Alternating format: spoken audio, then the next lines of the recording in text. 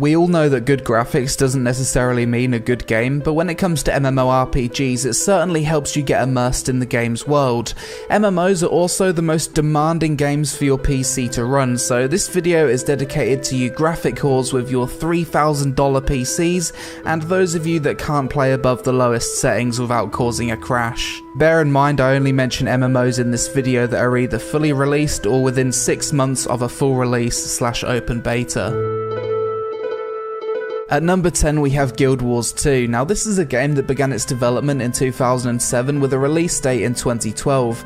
Journeying from the game's starter zones though, you can really start to see the game's age, and you may be surprised why it's on this list. But for me, the reason I put it at number 10 is the visual upgrade of the zones you see in Guild Wars 2's recent expansion, Path of Fire. For me, the visuals look especially good in the desert areas with the sand effects and lighting from the sun. 1 year from now though, I'd expect this game to not make this list. Regardless, if you've never played Guild Wars 2 before, I recommend it as one of the best casual MMOs if you haven't got a lot of time, as there's not really a gear treadmill and the barrier to entry for most content is very low.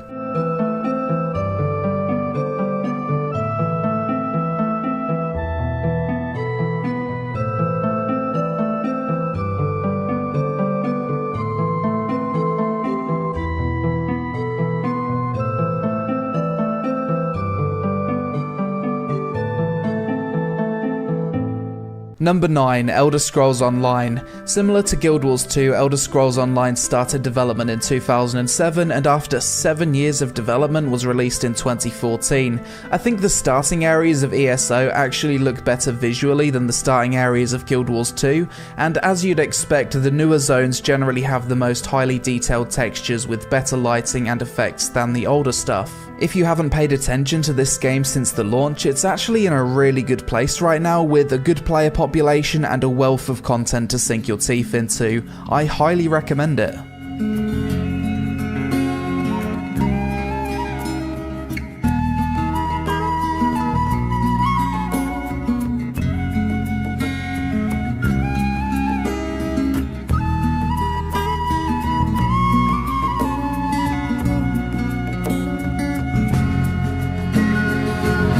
At number 8 we have Arcade Unchained, the 2019 buy-to-play, non-pay-to-win version of Arcade, which initially started development in 2006 with a 2013 release date. With the launch of Arcade Unchained came a bunch of graphical improvements that really kept the game looking quite visually pleasing, and if this was a list for the most beautiful looking ocean content, this game would undoubtedly be number 1.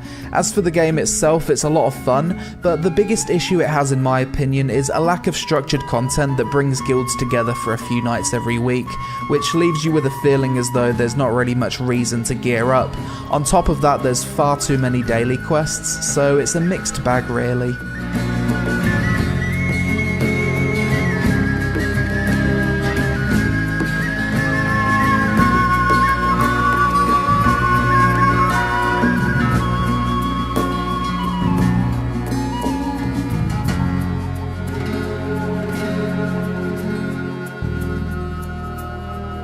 Ascent Infinite Realm is the newest upcoming MMORPG from Bluehole that should be releasing in a few months in Asia, with a Western release coming later. There's no info on the internet of an exact time this game went into development, but I spoke to an ex-Bluehole dev and they told me it's been in the works since around 2012 or 2013. This game uses Unreal Engine 3, and whilst this is quite an outdated engine at this point, and it really shows in some places, the game as a whole looks really beautiful and certainly pushes the boundaries of Unreal 3 really far. The game itself was a reasonable amount of fun the last time I played it. It's not the next big thing or anything, but a game that tries to appeal to everyone and immerse you into a steampunk world with visually impressive flying rocks and clouds.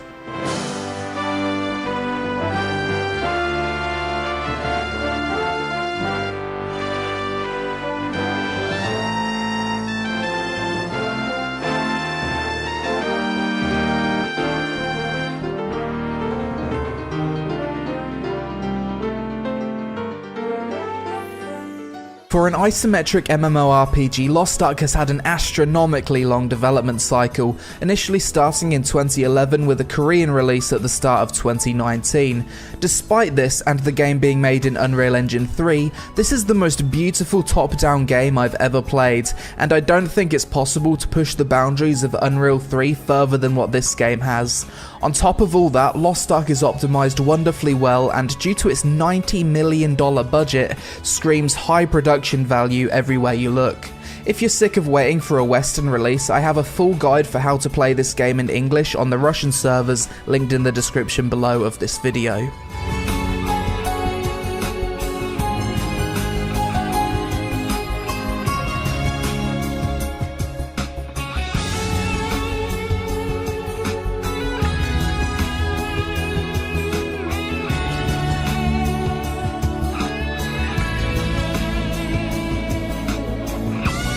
It's been 4 years since I first covered Moonlight Blade in a first impressions video, and this bloody game still hasn't had a Western release date announced, despite Nexon getting the rights to publish the game in the West. At the time of me first playing it, my mind was blown by the graphics of this game, especially by the weather effects of the rain, lightning, and sandstorms. Fast forward 4 years and the game still looks really damn good, especially shining in the moments where your character's flying through the air looking down at massive open environments.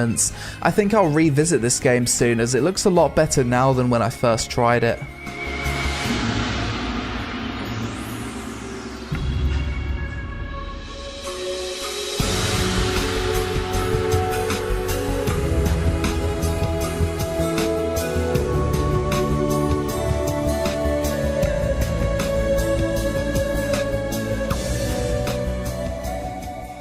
New World is a brand new open world sandbox MMORPG from Amazon Game Studios that will be releasing in May 2020. As you'd expect, this is a game with a big budget behind it that uses Amazon's custom Lumberyard engine, and as you can see from the footage on screen, is exactly what you'd expect visually from a modern MMO. I've had the chance to play this game myself, and whilst the game wasn't fully developed in terms of visuals at the time, I remember looking at some areas of the world and just saying to myself, wow, that looks gorgeous. Maybe it'll end up higher on this list once it's fully released.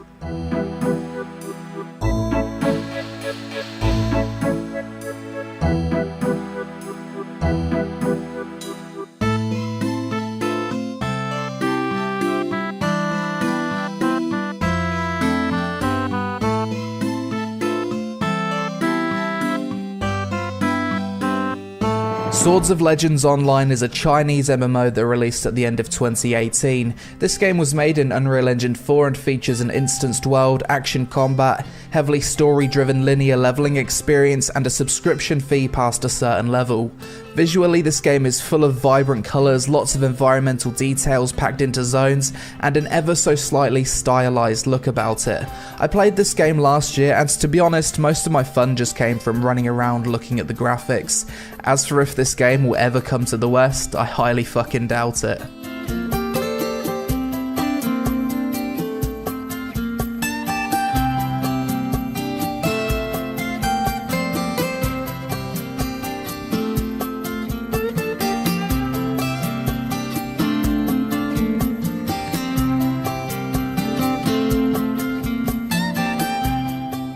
Obviously, we can't talk about great MMORPG graphics without mentioning Black Desert Online Remastered, and if anything, I bet a lot of you are wondering why I've not put this game at number 1, which I'll get to in a bit. BDO initially went into development in 2010, and after 5 years of development had its Korean release in 2015.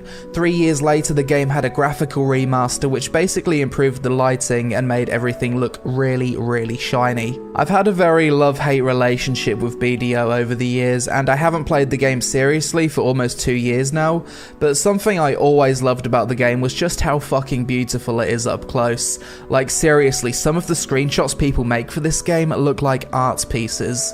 The reason BDO is at number 2 and not number 1 is that despite how fucking gorgeous it is up close, the game still has really bad pop-in at a short distance when running through the world on your mount, and when you look into the distance, the visuals really fall off a lot and sometimes look kinda ugly. Regardless, I'd imagine BDO will be towards the top of this list for many years to come, and it'd obviously be number 1 if it wasn't for the pop-in or low graphics at a distance.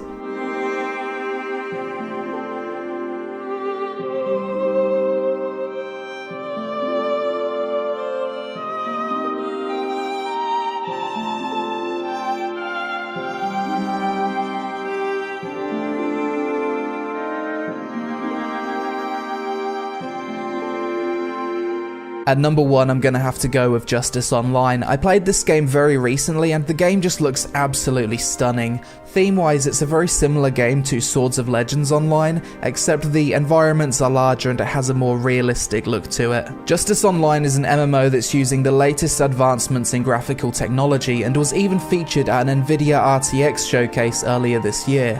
The water reflections, the weather effects, colours and sheer amount of details in the environment of this game are crazy impressive for an MMO. I put this game ahead of BDO simply because the visuals don't fall off so much in the distance and visually it felt more consistent to play.